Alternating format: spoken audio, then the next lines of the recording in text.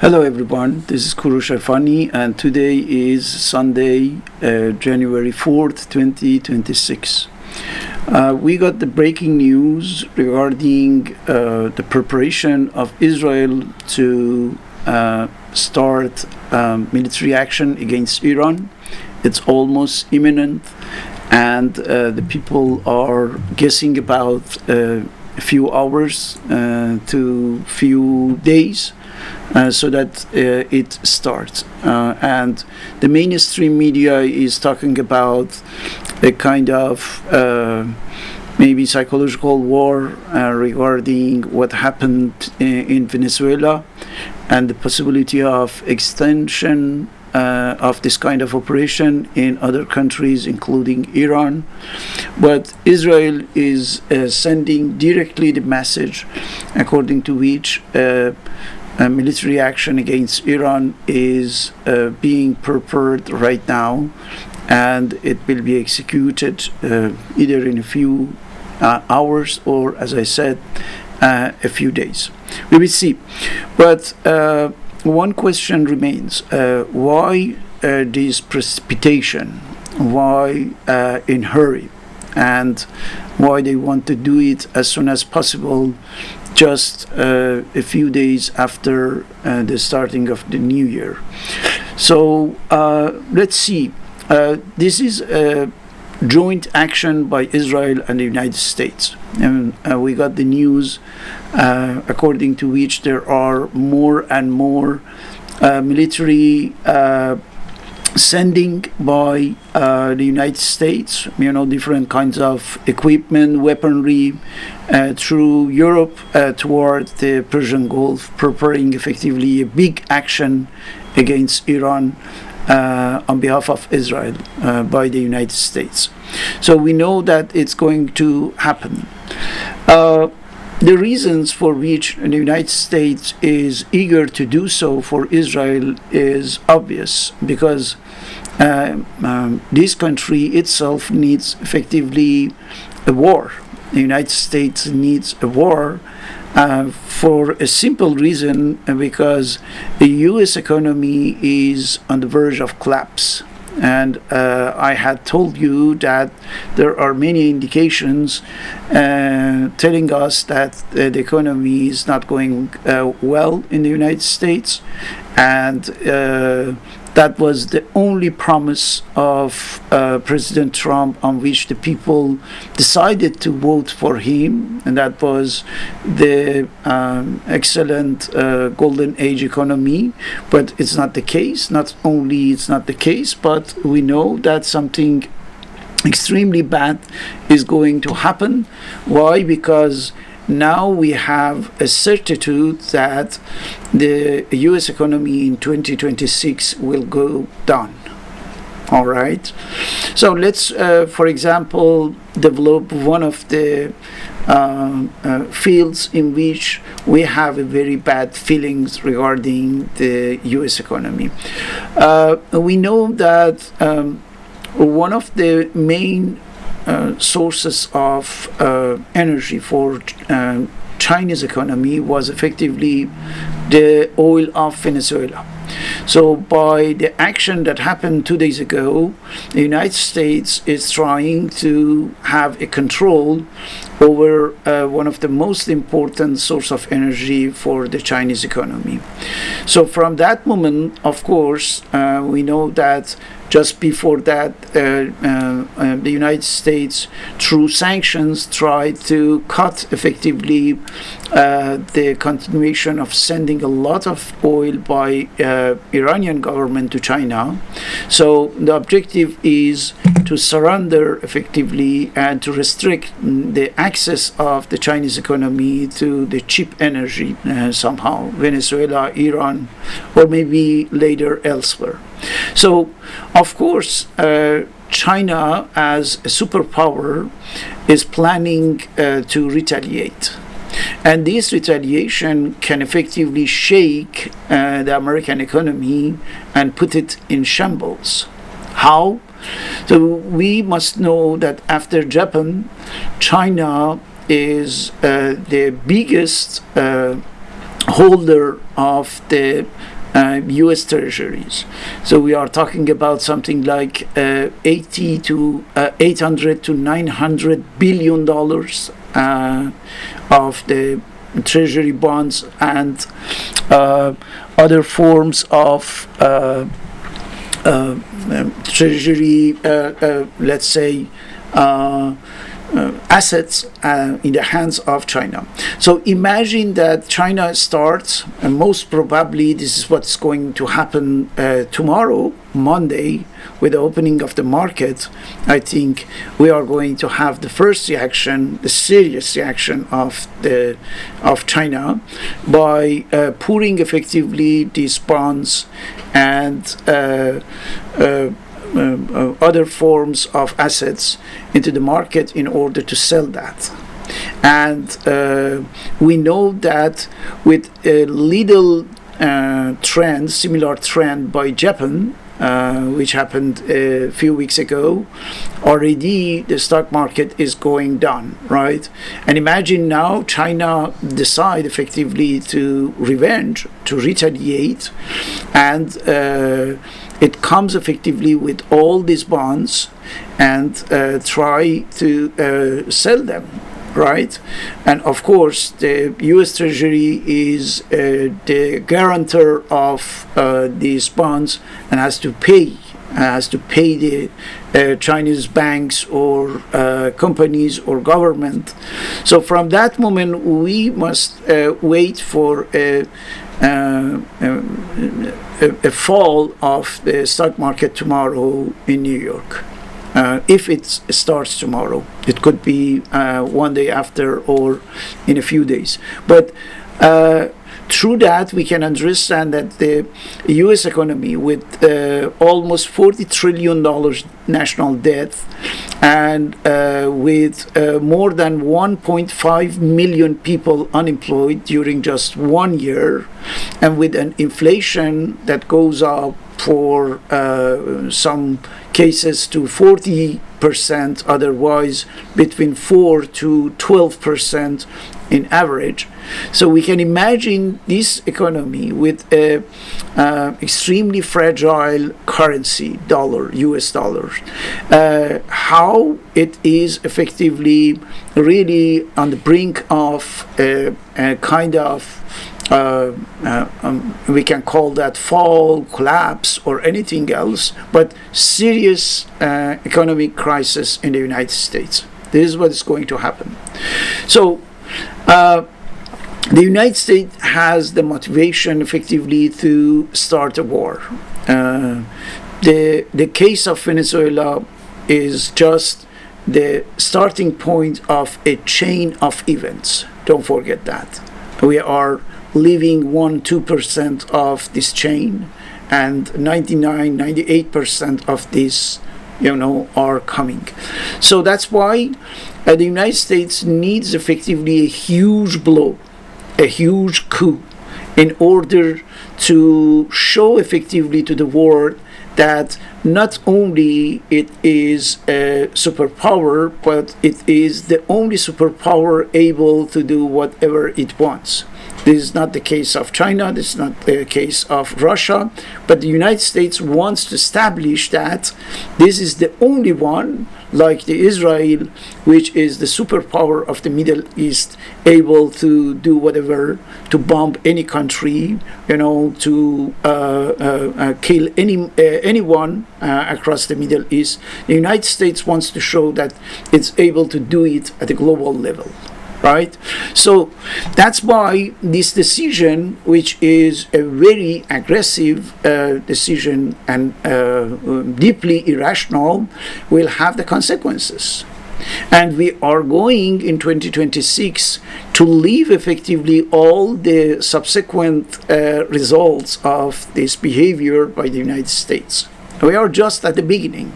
As some says, it didn't even start yet, right? But I think it has started, and we are going to have, in an incremental way, a huge catastrophic consequences of the the United States decision for attacking Venezuela, for capturing its president, and you will see how it will accumulate into a real catastrophe. I'm going to explain how it's going to happen, not in long term, in short term. We are talking about the scope of 2026. Now, let me explain that if the United States needs really war in order to avoid the civil war, because this is one of the scenarios that is possible in 2026 year, and let me refer you to an excellent interview of Professor Jeffrey Sachs today, where he is explaining that we are over the period of constitutionality in the United States. There is no more constitutional order in the United States, and he is talking about the post-constitutional era in the United States. Post-constitutional era is, I think, a very shy word or labeling of the jungle law period, the jungle law era, right? This is what the United States of Donald Trump will be from the second year of the second term of his presidency, right? We are going there. So in that era, we must not wait for any more restriction that can have a rational foundation or legal foundation or constitutional foundation, and nothing as such. There is no more break. There is no more any, let's say, neutralizing the total irrationality that is going on right now in the Trump's administration. There is nothing that can prevent that. There is nothing that can stop that.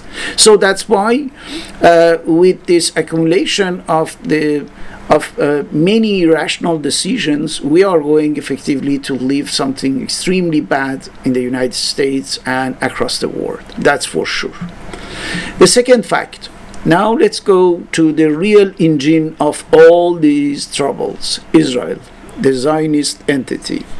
Regarding the Zionist entity, we should know that almost the same fate, but in an accelerated way, is waiting for Israel over there, right? I put on the verge of collapse. It could look like a little exaggerated, but as far as I know, many indicators are telling us that no, it's not really exaggerated, because if you go through the different elements that are pushing Netanyahu government to do something excessive or exaggerated or extreme, you understand that these elements are real or factual and are dismantling this entity that is the Zionist entity of Israel. I invite you to see this article that I published a few days ago on my website, KoroshErfani.com. You can have the URL of the website just on the bottom of the page. You can see it's called Israel imposing a regional explosion to avoid an internal implosion. Okay, this is something that I believe is happening. If Israel doesn't want to wage war at a very large level, a very large scope, it has to face the music, right? Face an internal implosion that has been generated in a very intense way after October 7, 2023, and the genocide and the total destruction of Gaza, and now with the destruction of the West Bank, and so on and so on. So Israel is now in an irreversible point where it cannot really change, it cannot turn around anything that is the negative consequences of its action from October 7. So that's why we must expect effectively a huge erratic, catastrophic policy by Netanyahu's government, and this is what is happening. That's why they decided effectively to wage the war as soon as possible, so that they can avoid the Zionist band, the extremist, the right extreme wing in Israel, can avoid effectively the judicial consequences of the investigation on October 7, 2023. This is what is happening over there, and the results could be really fatal for not only Netanyahu, but a bunch of Zionist killer genocider with him. Okay, so that's why they have to accelerate the things, exactly like Trump here in the United States, in order to remove any possibility to organize a normal midterm election in November. He has to move fast, right, at full speed, in such a way that there won't be any election in the United States. And this is one of the materialization, crystallization of what Jeffrey Sachs is naming as post-constitutional era in the United States. The same thing is happening in Israel. If this criminal band of Netanyahu and his team don't move fast, they won't have the opportunity, to blow up completely the electoral system and the elections that is coming in July, I think July 26 in Israel. So that's why it's a matter of hours or days to start a war with Iran, right? This is what is going to happen without any doubt. But unlike what happened in the 12 Days War, the previous war between Iran and Israel, this time we are talking about something much more serious, much more devastating. Why? Because I said it in one of my videos a few weeks or months ago, that this war will be the last one. It could not be any other war that we can call, for example, the third round of military confrontation between Israel and Iran, or something like that. No, it's impossible. It won't. It will be the last one, the second and the last one. So that's why some analysts are talking about the last war, the mother of wars, and some of them even are talking about the most suicidal war imaginable, which means that the two countries have to try to see how they can get rid of the other. I am talking about the elimination. I am talking about the annihilation. Even though these words are extreme and grave, but we have to think about that there is a total impossibility of letting Iran, I am talking about the Iranian regime, letting the Iranian regime, being in power after having bombed it heavily by the United States and by Israel. It's unimaginable. So that's why we are talking about not only war, but regime change, and we should know, as I explained in one of my videos just a few days ago, Israel is not looking really for a regime change in Iran. The only objective that Israel has regarding Iran is total annihilation of this country. Which means total disintegration of Iran, making Iran a complete example of Syria or Yemen or Lebanon or Libya, but multiplied by thousand and thousand, the total balkanization of Iran. This is the objective. So that's why with the social protests right now in Iran, Israel is calculating that if it lets effectively the Iranian people take care of the situation through a real expanding and growing protest or social movement, it could lead to something positive, which is either a regime change or a serious structural change in the current regime, something extremely positive for the Iranian people, for the Iranian nation, not for the Iranian regime, right? So if it happens, it means that Iran will have another political representation, another government, another structure, another policy, and of course another diplomacy. And it will send a message to the whole world that you are dealing with a new Iran, right? It's not the Iran of Republic Islamic.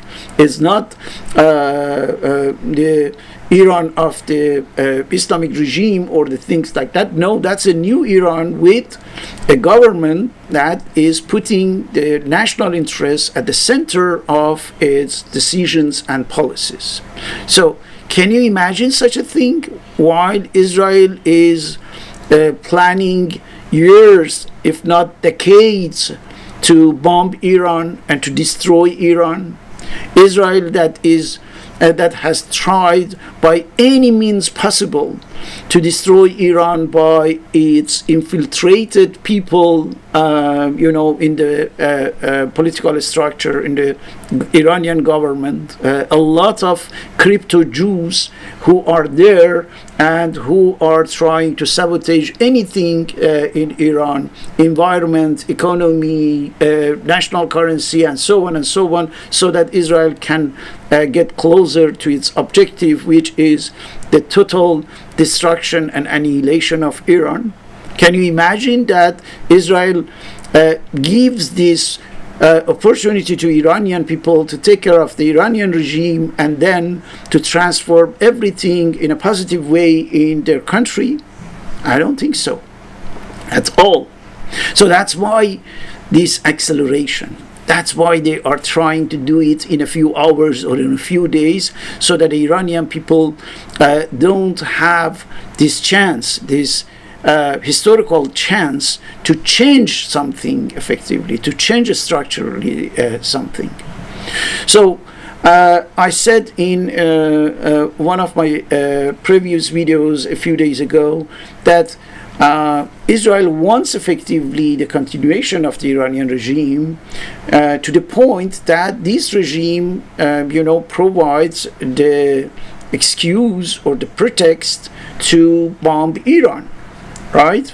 To the United States and also to Israel and to Western countries. Don't forget that United Kingdom will be with Israel for bombing Iran. So everyone will have effectively, if the current regime continues, have the excuse to bomb Iran. The only scenario, the only situation in which we can imagine something else is when the Iranian nation could effectively get rid of the Iranian regime, Iranian government, and present a new government with a new policy, with a new approach, regarding everything. And Israel doesn't want that. Israel considers it as a nightmare, right? And that's why I am pretty sure that everything will go in an accelerated way, in such a way that Israel can have the good excuse to bring the United States to bomb Iran.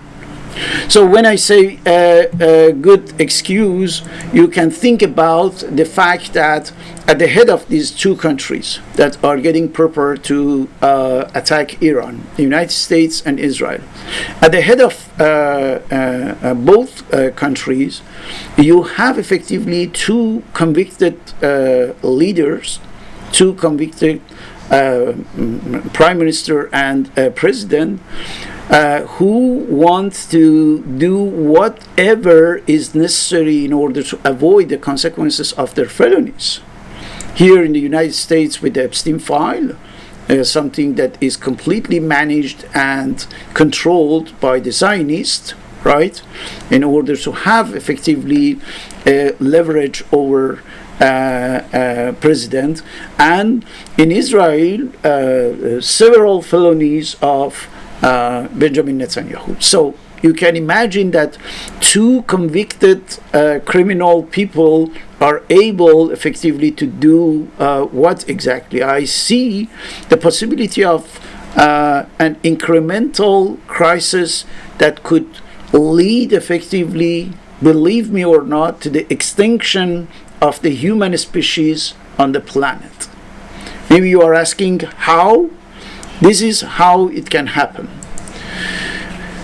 We are talking about a war that cannot be limited or controlled at all.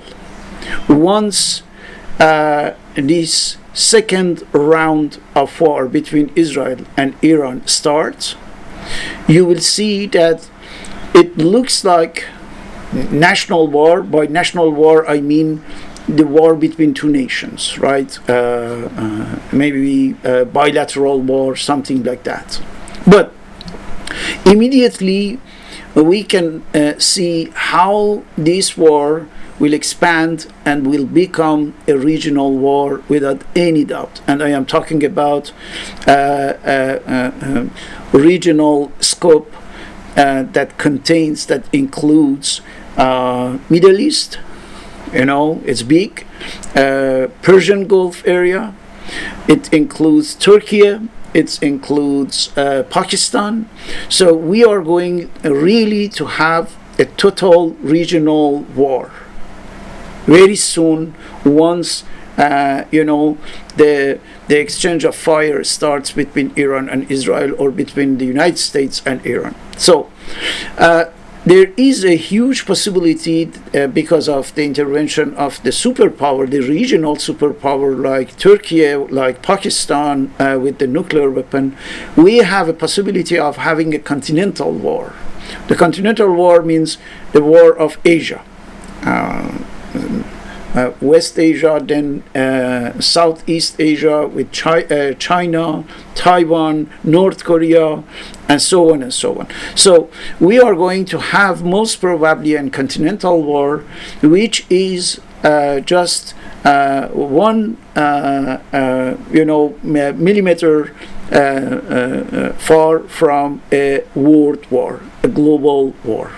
So I think incrementally, and in a stage, we are going to see this bilateral war, then regional war, and continental war, and finally a global war, a world war. And don't forget, as I said in my previous video, I quote Kim Jong-un, the North Korea's leader. I said that he's talking already. He is talking about the nuclear world war. This is what is going to happen once this war between Israel and Iran starts with the participation of the United States. So,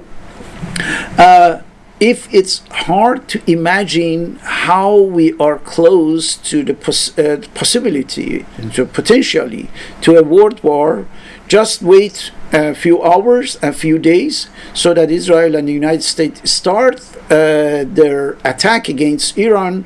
And by the retaliation and by the scope of the destruction in the region, you will see that we will be, in a few days, not much more.